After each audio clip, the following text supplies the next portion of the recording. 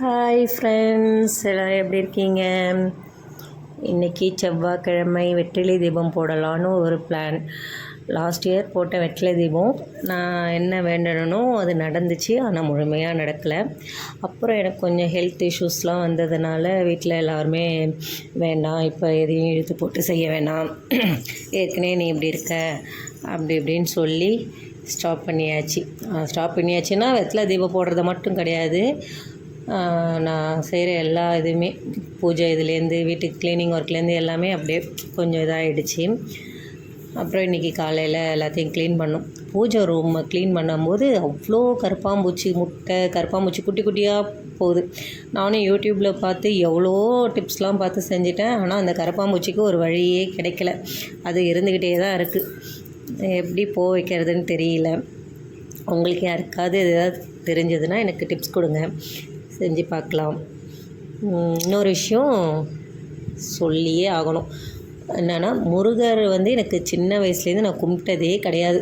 முருகரா அப்படின்னு சொல்லிட்டு அப்படின்ட்டு போயிட்டே இருப்பேன். கும்பிடவே மாட்டேன், பார்க்க மாட்டேன், அப்படி தான் இருப்பேன். அது என்ன காரணம்லாம் எனக்கு தெரியாது. முருகர், விநாயகர் இவங்கெல்லாம் நான் கும்பிட்டது கிடையாது.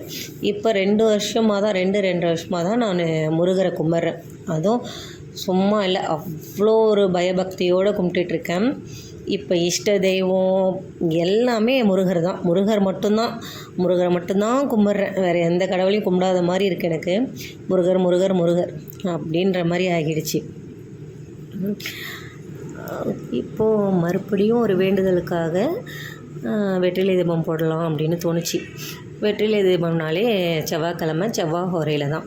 முருகருக்கு உகந்த நாள் அப்படின்னு பார்த்திங்கன்னா செவ்வாய் ஹோரை இந்த டைமில் தான் போடணும். காலையில், மதியம், நைட்டுன்னு 3 வேளையும் செவ்வாய் ஹோரை வரும். அதில் நம்மளுக்கு எது ஃபேவராக இருக்கோ அந்த டைம் நம்ம எடுத்துக்கலாம். நான் மதியானம் 1 to 2 தான் எடுத்துக்கிட்டேன். அந்த டைமில் தான் போட்டேன். பூஜை பண்ணுறதுக்கு 6 வெத்தலை. அந்த வெத்தலையும் எங்கள் வீட்டில் வளரக்கூடிய வெத்தலை செடியிலேருந்து தான் பறித்தோம். குட்டி கார்டன் தான். ஏற்கனவே நான் ஒரு லாங் வீடியோவில் சொல்லியிருக்கேன். நிறைய செடி வளர்க்கணும்னு ஆசைனா என்னால் முடியல. அது எனக்கு வேண்டிய முக்கியமான செடிகள் மட்டும் வச்சுக்கிட்டேன். அதுவும் பூஜைக்கு தேவையான செடிகள், சாமி சம்மந்தப்பட்டதுன்னா எனக்கு அவ்வளோ பிடிக்கும். அதனால் வெத்தலை, துளசி, பிரம்ம கமலம், இந்தமாரி சாமிக்கு இது வில்வம், இந்தமாரிலாம் வச்சிட்ருக்கேன். அதுலேருந்து குட்டி குட்டியாக ஒரு 6 வெத்தலை பறிச்சுக்கிட்டேன். ஏன்னா நான் போன வருஷம் நான் வெத்தலை தீபம் பண்ணது ஷட்கோண கோலம் அது போட்டு அதை சுற்றி 6 விளக்கு வச்சு அந்தமாரி தான் பண்ணேன். இந்த தடவை மீஷோவில் ஒரு ப்ராடக்ட் ஆர்டர் பண்ணியிருந்தேன். ஸ்டெப்பாக இருக்கிற மாதிரி வீடியோவில் பார்த்துருப்பீங்க. அது ப்ளைனாக வந்துச்சு. அதுக்கு நான் ரெட் கலர் பெயிண்ட் பண்ணி அப்புறம் ஒயிட் கலர் பெயிண்டால் கோலம்லாம் போட்டு அதை கொஞ்சம் அழகாக்கிட்டு அது முருகருக்காகவே வாங்கினேன். அதில் வச்சு தான் இப்போ போடணும். அதனால் அதில் கோலம் போட்டு சுற்றிரும் விளக்கெலாம் வைக்க முடியாதுல்ல. அதனால் அந்த நீட்டுக்குமா விளக்கு வைக்கலாம் அப்படின்னு சொல்லிட்டு, அது எப்படின்னா 6 வெத்தலை எடுத்துக்கணும். அதோடைய காம்பு பிச்சு வச்சுக்கணும்.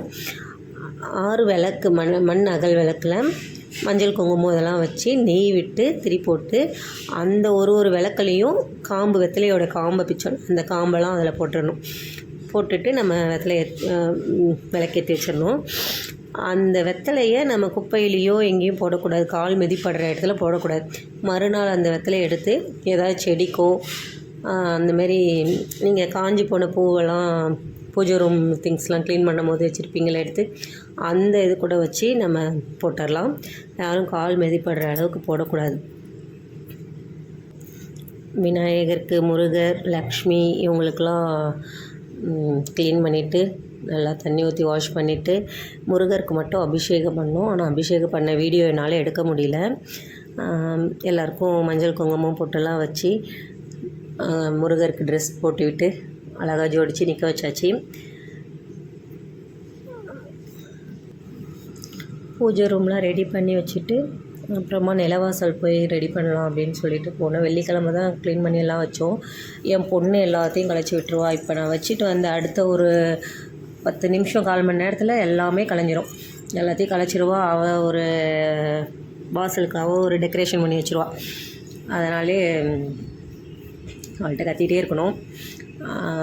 அப்புறம் நிலைவாசல் எல்லாத்தையும் க்ளீன் பண்ணி அதுக்கு மஞ்சள் குங்குமம்லாம் தடவி கோலம் போட்டு பொட்டு வச்சு அங்கேயே ரெடி பண்ணியாச்சு. ரெடி பண்ணிவிட்டு பூஜை ரூமுக்கு வந்து விளக்கெலாம் போட்டு விளக்கேற்ற ஆரம்பித்தாச்சு. ஃபஸ்ட்டு எப்பயுமே நிலைவாசல் தான் ரெடி பண்ணுவேன். நிலைவாசல் ரெடி பண்ணிவிட்டு அதுக்கப்புறம் தான் பூஜை ரூம் போய் ரெடி பண்ணுவேன். இந்த தடவை கொஞ்சம் பொருள்லாம் வாங்க வேண்டியது இருந்ததுனால ஃபஸ்ட்டு பூஜை ரூமை க்ளீன் பண்ணியாச்சு. அது இந்த கரப்பாம்பூச்சி தொல்லை நிறையா இருந்ததுனால எனக்கு பூஜை ரூமை ஃபஸ்ட்டு க்ளீன் பண்ணிவிட்டு அதுக்கப்புறமா அங்கே போகலாம். ஏன்னா அங்கே சீக்கிரம் வேலை முடிஞ்சிடும். இங்கே தான் எனக்கு கொஞ்சம் லேட் ஆகும். அதனால் கரப்பாம்பூச்சியெல்லாம் ஃபுல்லாக க்ளீன் பண்ணிவிட்டு அப்புறம் நிலவாசல் போயிட்டு நிலவாசல்லாம் சுத்தம் பண்ணி எல்லாம் முடித்தாச்சு. முடிச்சுட்டு பூஜை ரூமுக்கு வந்து பூஜையும் ஸ்டார்ட் பண்ணியாச்சு. நல்லபடியாக வெற்றிலை தீப வழிபாடு முடிஞ்சுது. அவ்வளோதான் ஃப்ரெண்ட்ஸ். என்னுடைய வீடியோ பாருங்கள். வீடியோஸில் ஏதாவது நான் மிஸ்டேக் பண்ணியிருந்தேன்னா ஏதாவது தவறு இருந்ததுன்னா சொல்லுங்கள், நான் மாற்றிக்கிறேன். என் வீடியோஸ் என் பூஜை ரூம் எல்லாமே பிடிச்சிருந்ததுன்னா லைக் பண்ணுங்கள், கமெண்ட் பண்ணுங்கள், சப்ஸ்கிரைப் பண்ணுங்கள். Bye friends.